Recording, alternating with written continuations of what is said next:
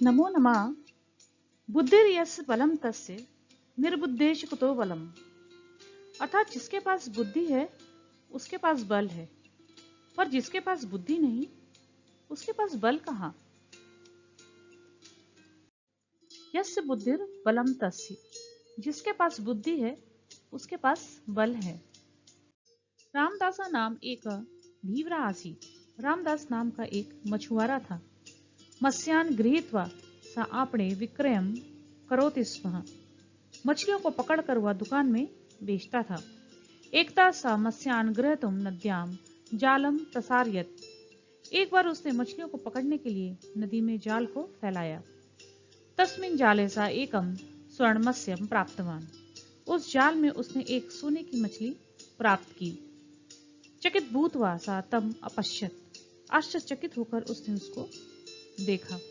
सा अचिंत्यत, उसने सोचा, यदि अहम एतम राज्ञे दास्यामि, यदि मैं इसे राजा को दूंगा, तर्हि सा प्रसन्नो भूत्वा मह्यं पुरस्कारं दास्यति, तो वह प्रसन्न होकर मुझे पुरस्कार देगा। रामदासा मत्स्यम नीत्वा राजसभाम अगच्छत। रामदास मछली को लेकर राजसभा को गया। तत्र द्वारे एका धूर्ता द्वारपाला स्थिता आसीत्। वहां द्वार पर एक धूर्त द्वारपाल बैठा था। सा कथमपि रामदासम गंतुम आज्ञाम न यच्छ। उसने कैसे भी रामदास को जाने की आज्ञा नहीं दी। रामदासा अनेक प्रकारेण अनुनयम विनयम अकरोत्। रामदास ने बहुत प्रकार से अनुनय विनय किया।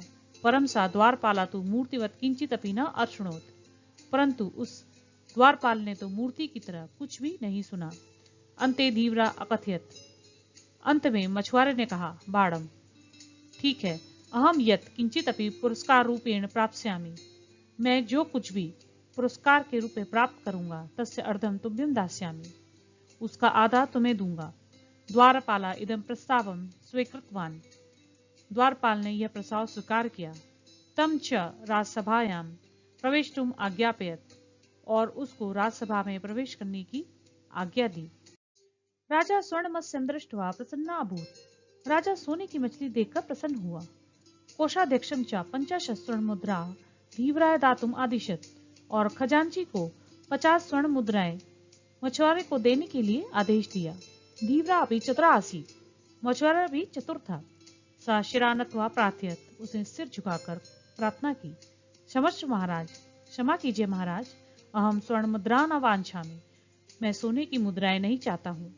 राज्ञा पृष्ठम, राजा ने पूछा, तदा त्वम यत्किंचित अपि वांछसि, तब तुम जो कुछ भी चाहते हो तद्वत् वह बोलो।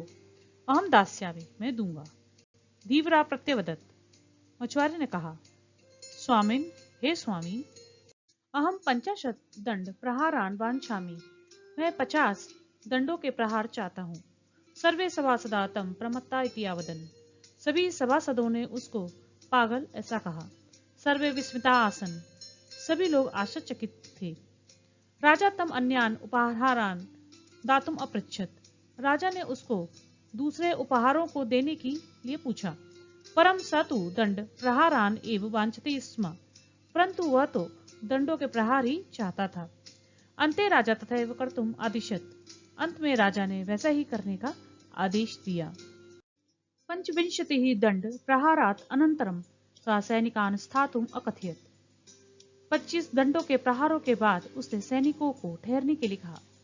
प्रार्थयच्च, और प्रार्थना की, येन स अहम प्रतिश्रुता, जिसके साथ मैंने वादा किया है, तस्मै पंचविंशति दंड प्रहारान यच, उसको 25 दंडों के प्रहारों को दो। राज्ञा पृष्ठा सा सर्वाम वार्ताम अवदत। राजा के पूछने पर उसने सारी बातचीत बताई। राजा गया सैनिकाः द्वारपालम दंड प्रहारा अंतरम कारागारे अक्षिपन। राजा की आज्ञा से सैनिकों ने द्वारपाल को दंडों के प्रहारों के बाद कारागार में डाल दिया। राजा धीवरस बुद्धि प्रशंसाम अकरोत। राजा ने मछुआरे की बुद्धि की प्रशंसा की।